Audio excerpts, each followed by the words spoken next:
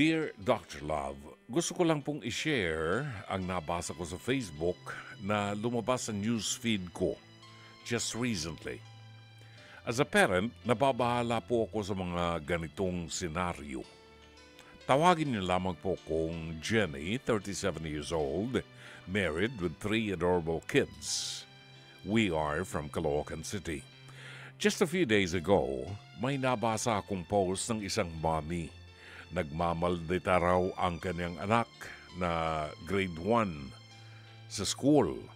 Ayaw daw nitong makinig sa teacher. Sinusungita ng mga classmate at mahilig magsimula ng gulo. Sa dulo ng post ng mami na ito, natatawa pa siya na parabang proud pa siya sa ginawa ng kanyang anak. Sa isang bahagi ng post, sinabi niyang namana raw sa kanya ng kanyang anak ang pagiging maldita and she cannot do anything about it with laughing emoji. Really now, nakakabahala, Dr. Love. I did not expect to read something like this from a parent.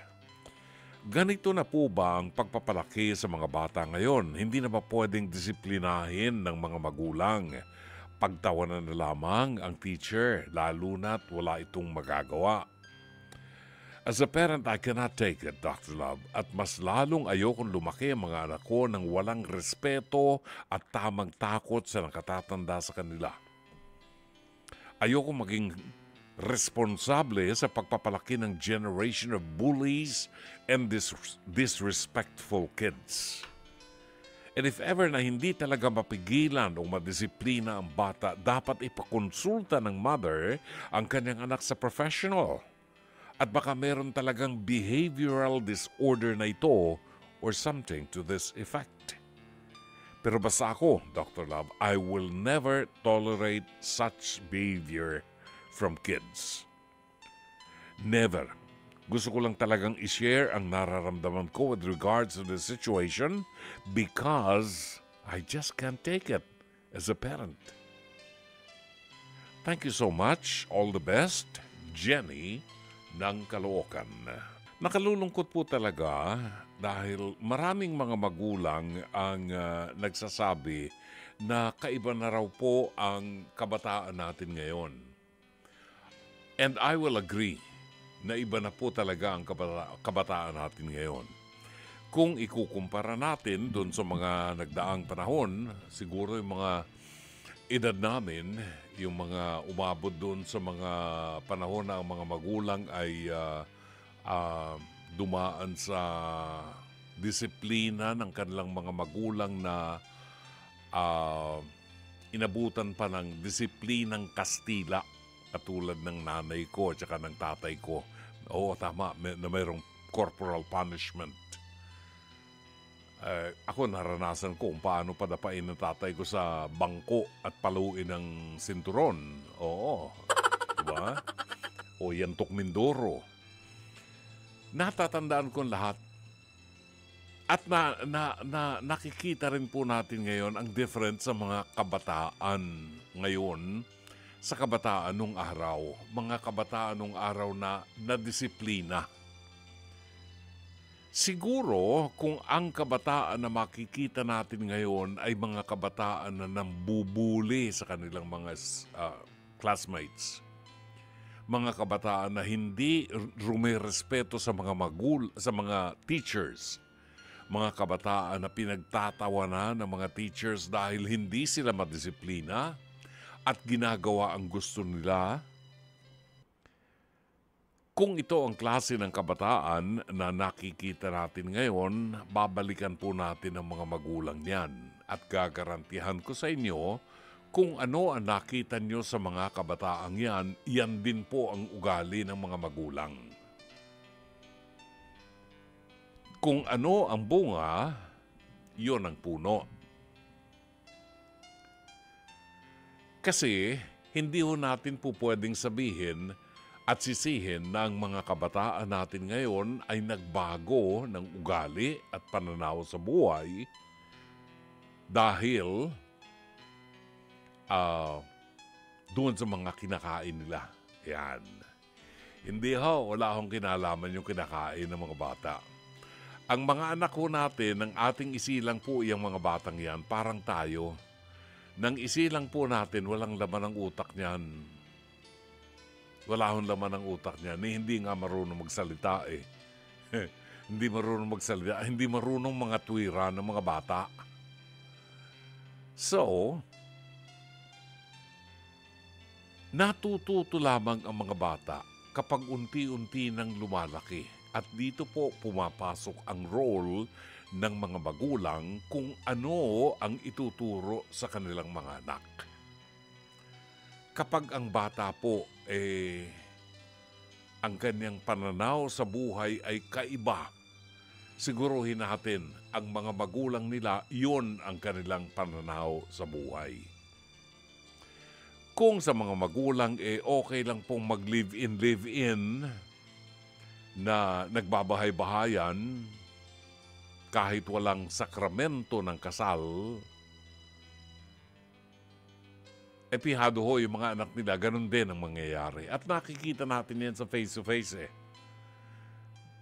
Ilang pamilya na po yung nakikita ko, ako personal na yung mga anak nila ay pinoproblema nila dahil yung anak na babae ay minor de edad pa, nabuntis na.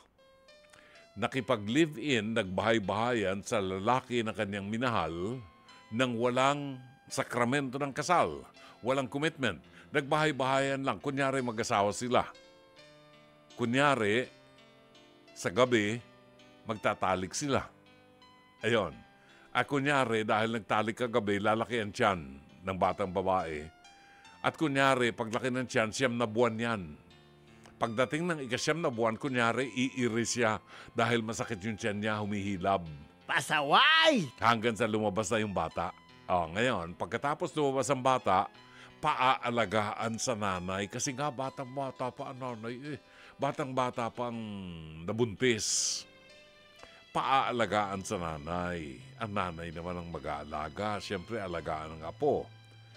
Pagkatapos luminaw ang ihi ng batang babae na nanganak, maghahanap na naman ng kanyang boyfriend na makapagpapaligaya sa kanya sa loob ng 3 minuto. Buntis na naman ang tinamaan ng kulog ng kambing na ito. Pagkatapos mabuntis, 9 na buwan na naman yan. Pasa na naman sa nanay. Pagkatapos, hahanap na naman ng magpapabuntis. Bakit? Kasi walang responsibilidad. Inaako lahat ng nanay yung katarantaduhan ng kanyang anak. Paano nangyari yan?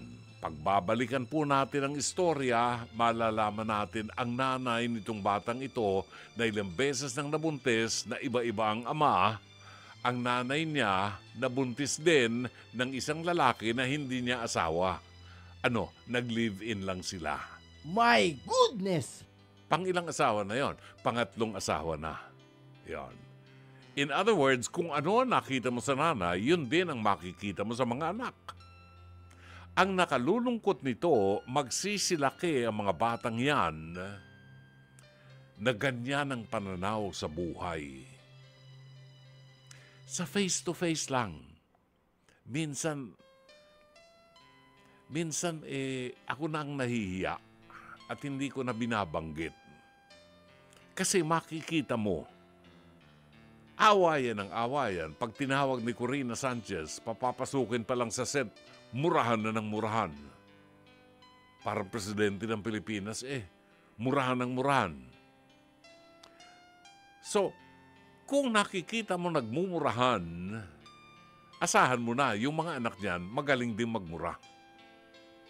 Na ang tanong, ito bang mga taong ito merong panahon sa buhay nila? Sa loob ng 24 na oras sa kanilang buhay, may panahon ba sila na humawak man lang ng rosaryo at magnilay sa mga misteryo ng Santo Rosario?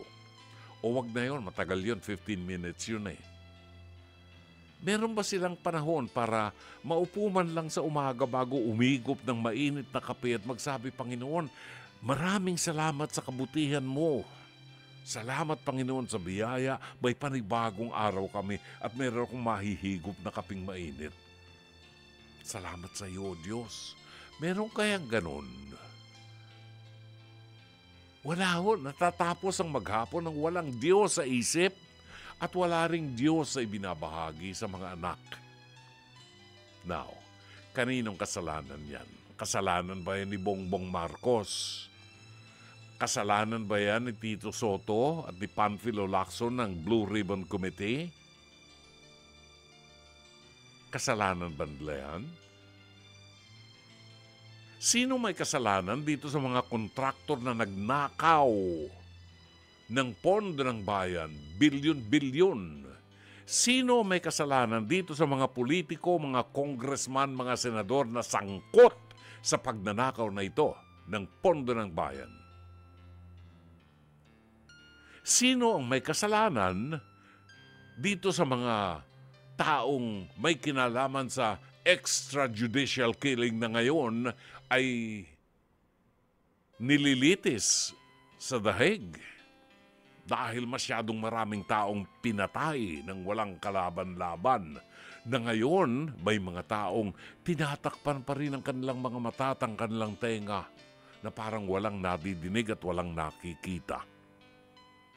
Ito ba ang klase ng henerasyon na ipakikita natin sa mga anak natin